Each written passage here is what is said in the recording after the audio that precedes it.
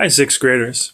In this part of the project, now that we've learned about energy absorbing gases and what they do to temperature, we're going to be looking at data that scientists have gathered over the past 120 years.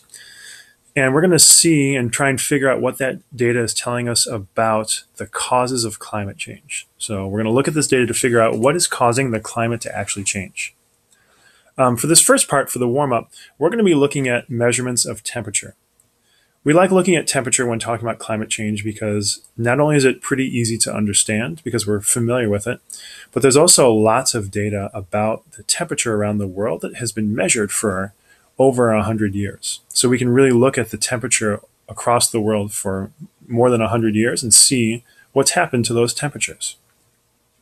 We'll start by looking at this map that you see on the screen right now.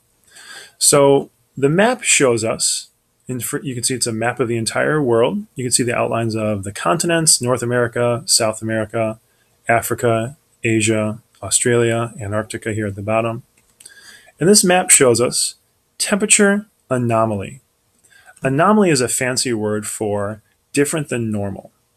So what this map is going to show us is how different than normal the temperatures have been over the last 120, 130 years. So if the map was entirely white, you'd see that white means a temperature anomaly of 0. So if the map was entirely white, that would mean that the temperatures across the world were exactly the same as they had always been. They were all normal temperatures. As we look at this map, if you see areas that are bluish, so from light blue to darker blue, that means that in that part of the world, wherever you see those colors, the temperatures are below normal. They're colder than they normally are. And if you see parts of the world that are pink to red, that means the temperatures are higher than they normally are. Now remember, we're talking climate here, so these are average temperatures over 10-year periods. So we're not looking at like daily temperatures because we all know sometimes it's hotter than normal or colder than normal.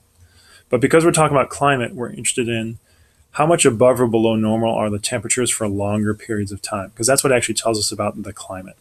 And if the temperatures are colder or warmer than normal over those long periods of time, that tells us something serious is probably happening and the climate is changing. So we start off by looking at temperatures from 1880 to 1889. Now this is about the farthest back we can go and have pretty accurate temperature measurements from all over the world. Before that, thermometers didn't work very well. They weren't very good.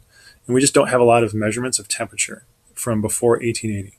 But starting in 1880, thermometers got much more accurate. They worked really well. And they were also all over the place. So we have really good measurements of temperature from across the globe starting in 1880. Now I'm going to hit play. And when I hit play, you're going to see the map start to change. And you'll see these dots on the bottom here jump from one to the next. Every time the dot jumps, we're looking at the temperatures for another decade. So another 10-year period. So what we're going to see is how the temperatures changed from 1880 to 2010. And again, it's really important to watch the colors on the map. If the colors are getting more blue, that means that the temperatures are getting lower than normal. The Earth is cooling off. But if the temperatures get more red, that tells us that things are warmer than normal and the Earth is heating up. So let's watch what happened.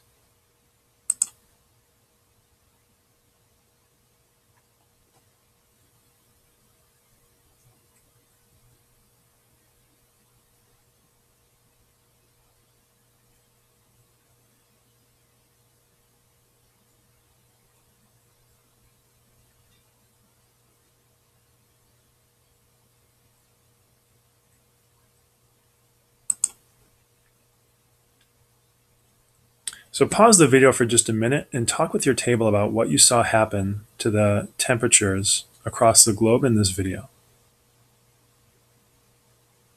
Okay, welcome back. So what you hopefully talked about and saw is that when temperatures started, they were actually colder than normal. The Earth was colder than on average than temperatures normally are. That meant the Earth was actually cooling off. But starting around 1980, we saw that temperatures were getting higher than normal. The Earth was warming up.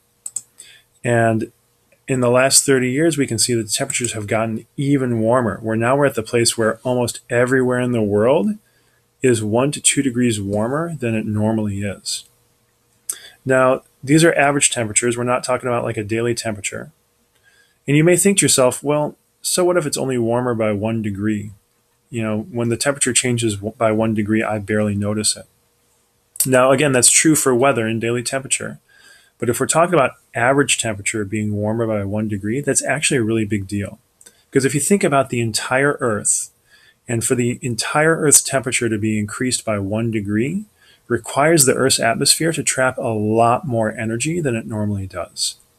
And if the Earth's atmosphere is trapping so much more energy that it can increase the average temperature by 1 degree, that tells us we are trapping way more energy than the Earth has before, and something serious is going on. So this map is one thing that scientists have looked at and used as evidence to say the climate is definitely changing. We can clearly see that over the last 120 years, temperatures went from this, where they were actually colder than normal, to this, where they are much hotter than normal. And that's a big deal. And the scary part is we don't know exactly how exactly that's going to affect the Earth and what that could do. So at this point, you should go back to your worksheet. There is the option of listening to a podcast about these increasing temperatures as well. And you can decide with your team if you would like to do that, or if you'd just like to move on to the next step.